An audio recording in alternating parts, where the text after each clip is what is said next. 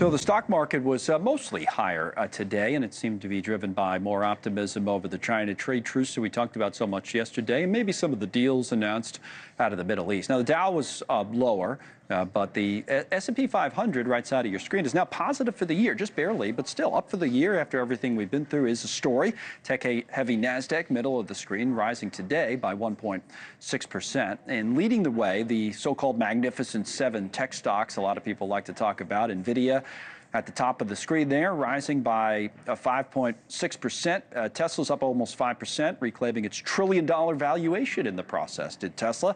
Tech industry looking for another boost today, meeting with the president and top officials. So many of the big CEOs, there's Elon, in Saudi Arabia. Sam Altman was there as well, not known to be the best of friends, as all of them seek investments in artificial intelligence. Here's a little bit of what Elon Musk had to say. Listen. The goal of XAI is understand the universe, to understand, what is out there, where's the universe going, where did it come from, what questions. In fact, I think maybe the biggest thing is, what questions do we not know to ask? Once you know the question, the answer is usually the easy part. U.S. and Saudi Arabia also reported to be working on a deal to boost Saudi access to advanced semiconductors, kind of chips used for AI. This despite concerns about access to those chips by China, which has close business ties to the Saudis. Let's bring Cory Johnson in on some of this, the chief market strategist, the Epistrophy, and the host of the Drill Down podcast. Always good to talk to you, Cory. Boy, I'm trying to follow Elon there, but the answer's easy once you know. I got it. I think he's dead on there. I do. I think answering the right question is much joking. harder than getting that answer. That's true. That's absolutely true. And, in fairness, I do like his product, Grok, the latest edition that's come out. And there's a lot of AI that's very, very valuable for what we do, if we're being honest. Now, what about them all over in Saudi Arabia today? Looking for money. And what would you make of that? And then we'll talk a little bit about AI itself. Well, it's really interesting. So there's a thing called the diffusion rule, and it was used by the Biden White House to limit some countries' ability to access the greatest, most powerful chips and semiconductors and other technologies in the world. And the notion is that there are some technologies that can be both used for peacetime and for commerce, as well as for war.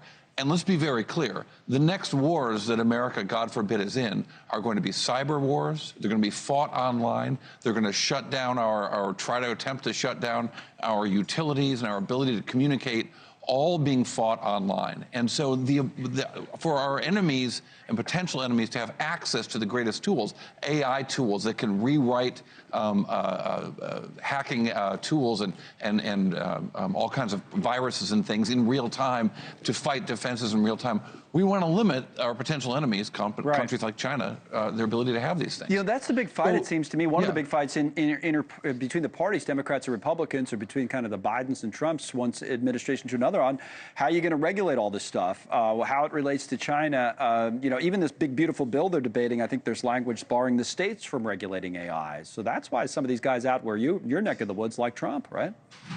Absolutely. They want as little regulation as possible, and they want to be able to sell their things to anyone that'll pay for them, even if it's not in the best interest of the country's long-term national security interests. And so the ability to sell some of these cutting-edge chips, so we don't want China to have access to that. I think everyone in the U.S. government agrees we don't want China to have access to the greatest, most powerful chips that can make these AI weapons. But what if China's friends can?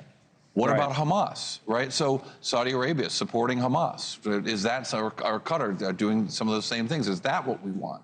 And I think that the Trump administration talking about selling to our allies and indeed wanting to have a lower bar in the diffusion rule, it makes some sense, but it does raise the risk of people who we don't want having access to these chips, having access to them. It's kind of interesting because they're being so, they're pulling back now, but I was going to say they're being so hard on some of these countries, especially China, when it comes to tariffs and the like. Will they get access are they being hard enough, I guess, is one of the questions. Real quick, we only have a few seconds on the chip side. Well, and let's ask the question, will these tariffs and will these restrictions apply to the countries that are doing business with the Trump family and giving President Trump's use of a $400 million jet after 3 years from now? And what effect does that have on the long-term security of our country? And selling these chips and these potential weapons to other governments is an open question, and one we should ask. Yeah, it's a legit question, too. You know, it's not just a frivolous topic, I guess. Cory, thanks as always. We appreciate it. Cory Johnson with us now. Thank you for watching. Subscribe below and download our NewsNation app right now on your phone, and you will get fact-based, unbiased news for all Americans.